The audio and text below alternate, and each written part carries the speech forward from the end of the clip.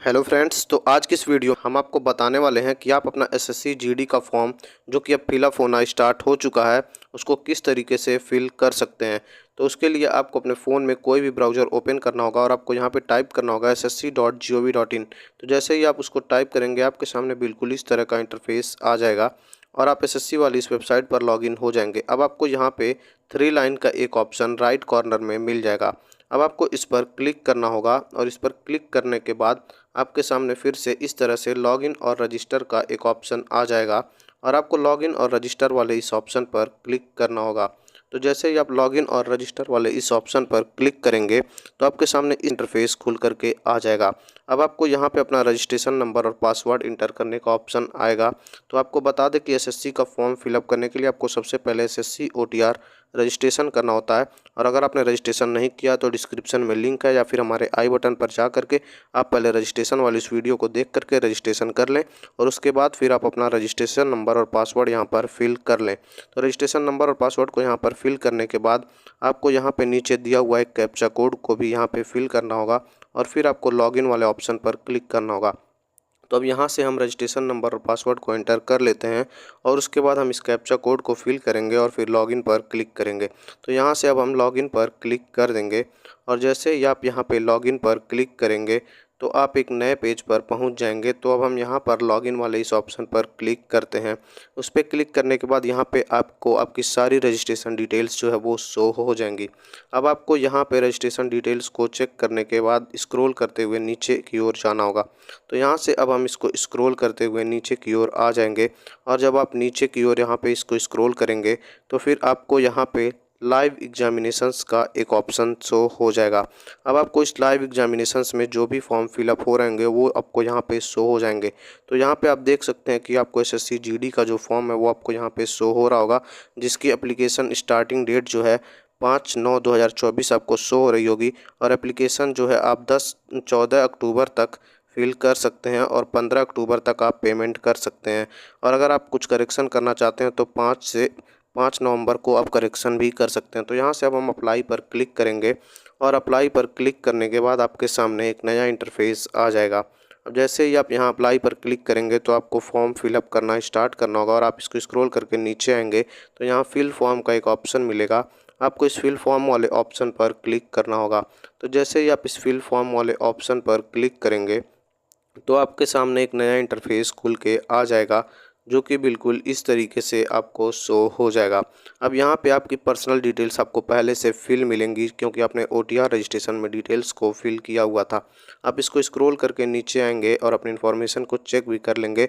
फिर आप यहाँ पर नेक्स्ट वाले इस ऑप्शन पर क्लिक करेंगे। तो जैसे ही आप यहाँ नेक्स्ट वाले इस ऑप्शन पर क्लिक करेंगे तो आपके सामने फिर से एक नया इंटरफेस खुल के आ जाएगा और आपको यहाँ ओके पर क्लिक कर देना होगा। तो यहाँ से अब आपकी पर्सनल डिटेल्स जो है वो सक्सेसफुली सेव हो जाएंगी। अब यहाँ से आप ओके पर क्लिक करेंगे और फिर आपको यहाँ पे अपने एजुकेशनल डिटेल्स को फिल करना होगा। तो यहाँ पे आपको हाईएस्ट एजुकेशनल क्वालिफिकेशन अपना फिल करना होगा। तो यहाँ से आप अपना हाईएस्ट एजुकेशनल क्वालिफिकेशन फिल करेंगे और बाकी डिटेल्स आपकी अपने आप ही फिल हो चुकी होंगी। और यहाँ पे आप स्क्रॉल करके नीचे आएंगे तो यहाँ पे आपको जो आपका परसेंटेज मार्क है अगर वो फिल है तो आप इसको फिल नहीं करेंगे, लेकिन अगर फिल नहीं है तो आप इसको फिल करके सेव एंड नेक्स्ट वाले ऑप्शन पर क्लिक करके आगे बढ़ेंगे। तो यहाँ से अब हम सेव एंड नेक्स्ट पर क्लिक करेंगे तो आप देख सकते हैं एजुकेशनल डिटेल सक्सेसफुली सेव हो जाएंगी। अब आपको एडिशनल इन्फॉर्मेशन में यहाँ पे भरना होगा कि क्या आप एक सर्विसमैन हैं, अगर हैं तो यस, नहीं तो आप नो पे क्लिक करेंगे। क्या आप फिर दूसरे वाले ऑप्शन में क्या आपको रिलैक्सेशन चाहिए या आप रिलैक्सेशन ले रहे हैं, अगर ले रहे हैं तो यस, नहीं तो आप नो पे क्लिक करेंगे। फिर अगले ऑप्शन में क्या आप अपना डॉक्यूमेंट अवेलेबल कराना चाहते हैं, अगर यस तो हाँ, नहीं तो आप नो पर क्लिक करेंगे। और यहाँ पे यस और नो में जवाब देने के बाद इसको पढ़ करके आप जवाब दे देंगे। फिर आप सेव एंड नेक्स्ट पर क्लिक करेंगे। तो यहाँ से अब सेव एंड नेक्स्ट पर क्लिक करने के बाद आपके सामने इस तरीके से एडिशनल इन्फॉर्मेशन वाला जो सेक्शन 1 है वो कंप्लीट हो जाएगा। फिर आप सेक्शन 2 पर आ जाएंगे। अब आपको यहाँ पे अपना जो एग्जामिनेशन सेंटर है उसका प्रेफरेंस सेलेक्ट करना होगा। यहाँ पे आपको 3 प्रेफरेंस देने होंगे, कोई 3 सेंटर आपको सेलेक्ट करना होगा। जो भी सेंटर आप चाहते हैं आप तीनों प्रेफरेंस में बारी बारी से अपने हिसाब से अपना प्रेफरेंस जो है वो फिल कर लेंगे। अब प्रेफरेंस को फिल करने के बाद आपको यहाँ पे बताना होगा कि आप किस मीडियम में पेपर देना चाहते हैं। उसको यहाँ पे फिल करने के बाद एक बार आप उसको वेरीफाई करेंगे। फिर आप थोड़ा सा नीचे आएंगे तो यहाँ पे क्या आपके पास एनसीसी सर्टिफिकेट है, अगर है तो यस, नहीं तो आप नो पर क्लिक कर देंगे। और फिर आपको इसको एक बार वेरीफाई भी करना होगा।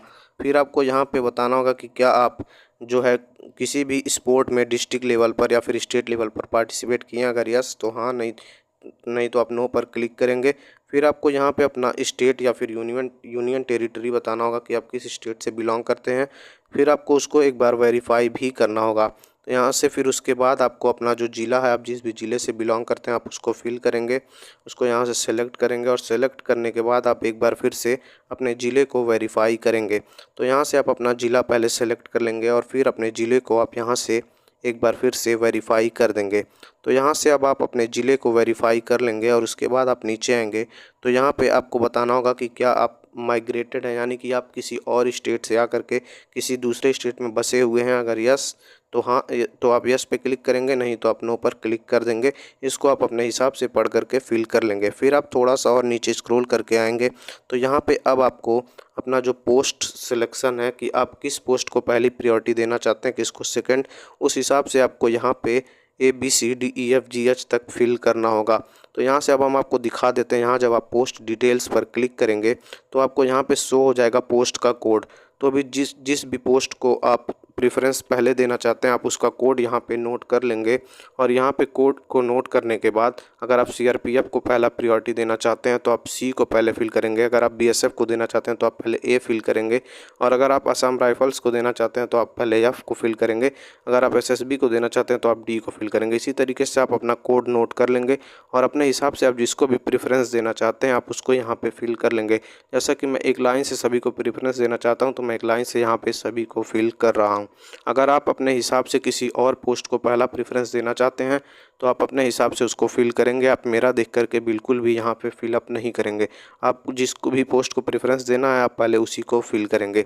और उसको फिल करने के बाद आपको यहाँ पे वेरीफाई वाले में भी जो आपने ऊपर जिस तरीके से सारे प्रेफरेंस को फिल किया है बिल्कुल सेम उसी तरीके से उसी ऑर्डर में आपको नीचे भी फिलअप करना होगा। नीचे यहाँ पे फिलअप करने के बाद आपको सारे प्रेफरेंस को बिल्कुल उसी तरीके से सेम तरीके से बिल्कुल सेम टू सेम फिल करना होगा। और फिर आपको यहाँ पे अगर आपने कुछ गलत भरा है तो आपको रीसेट का भी ऑप्शन मिल जाएगा। आप रीसेट भी कर सकते हैं और दोबारा से फिल कर सकते हैं। फिर आप यहाँ पे इसको फिल करने के बाद सेव एंड नेक्स्ट वाले इस ऑप्शन पर क्लिक करेंगे। तो जैसे ही आप यहाँ पे अब सेव एंड नेक्स्ट वाले इस ऑप्शन पर क्लिक करेंगे तो आपका डिटेल जो है सक्सेसफुली सेव हो जाएगा। फिर आप ओके पर क्लिक करेंगे। ओके पर क्लिक करने के बाद अब आपको यहाँ पे अपना फ़ोटोग्राफ यानी कि लाइव फ़ोटोग्राफ आपको अपलोड करना होगा। आप स्क्रॉल करके नीचे आएंगे तो यहाँ पे आपको कैप्चर लाइव फ़ोटो का ऑप्शन मिल जाएगा। कैप्चर पर क्लिक करके आप इस तरीके से अपना जो फ़ोटो है उसको कैप्चर कर लेंगे। और कैप्चर करने के बाद इस तरीके से आप देख सकते हैं आपका जो फ़ोटो है वो सक्सेसफुली अपलोड हो चुका है। फिर आप सेव वाले इस ऑप्शन पर क्लिक करेंगे तो आपका फ़ोटो जो है वो सक्सेसफुली सेव हो जाएगा। और अगर आपके फ़ोटो में कुछ दिक्कत है तो आप कैप्चर अगेन पर क्लिक करके फिर से उसको कैप्चर कर लेंगे। तो यहाँ से अब हम सेव करके आगे बढ़ते हैं और फिर आप नीचे स्क्रॉल करके आएंगे तो अब आपको यहाँ पे नीचे अपना सिग्नेचर अपलोड करने का ऑप्शन मिलेगा। और हम आपको यहाँ पे दिखा देते हैं कि आपका जो सिग्नेचर है वो आपको 10 KB टू 20 KB का अपलोड करना होगा। और आपका जो पिक्सल है वो 6.0 सेंटीमीटर से 2.0 सेंटीमीटर हाइट का होना चाहिए। तो फ़ोटो को किस तरीके से रिसाइज करना है और किस तरीके से अपलोड करना है उसकी वीडियो भी हमने बना दी है। डिस्क्रिप्शन में लिंक है, आप वहाँ से देख करके फ़ोटो को रिसाइज कर लेंगे। और फिर आपने जहाँ भी उस फ़ोटो को रखा होगा उसको आप यहाँ से सेलेक्ट करके इस तरीके से बिल्कुल अपलोड कर देंगे। और अपलोड करने के बाद आपका देख सकते हैं आपका सिग्नेचर अपलोडेड सक्सेसफुली। फिर आप सेव एंड नेक्स्ट पर क्लिक कर देंगे। तो जैसे ही आप सेव एंड नेक्स्ट पर क्लिक करेंगे तो फिर अब आपको यहाँ पे एक नया इंटरफेस मिलेगा और फिर आप यहाँ ओके पर क्लिक करेंगे। ओके पर क्लिक करने के बाद अब आपके पूरे फॉर्म का प्रीव्यू आपको शो हो जाएगा। आप इसको स्क्रॉल करके नीचे आएंगे और अगर आपको कुछ भी दिक्कत लग रही है तो आप गो बैक करके उसको फिर से फिलअप कर लेंगे, नहीं तो आप यहाँ पे सेव एंड नेक्स्ट पर क्लिक करेंगे। तो यहाँ से अब हम सेव एंड नेक्स्ट पर क्लिक कर लेते हैं। सेव एंड नेक्स्ट पर क्लिक करने के बाद आपको डिक्लेरेशन का एक ऑप्शन मिलेगा। यहाँ पे आप स्क्रॉल करके नीचे आएंगे और आई एग्री वाले बॉक्स में क्लिक कर देंगे। और वहाँ पे क्लिक करने के बाद अब आपको यहाँ पे एक कैप्चा कोड दिया जाएगा। आपको इस कैप्चा कोड को बिल्कुल सेम टू सेम इस बॉक्स में फिल कर देना होगा।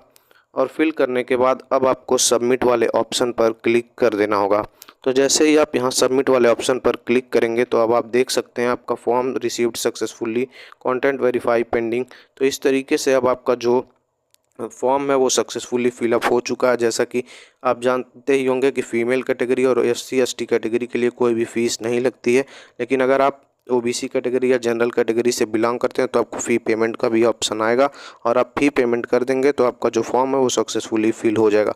तो इस तरीके से आप अपना SSC GD का जो फॉर्म है उसको फिल कर सकते हैं। आई होप आपको वीडियो पसंद आया होगा।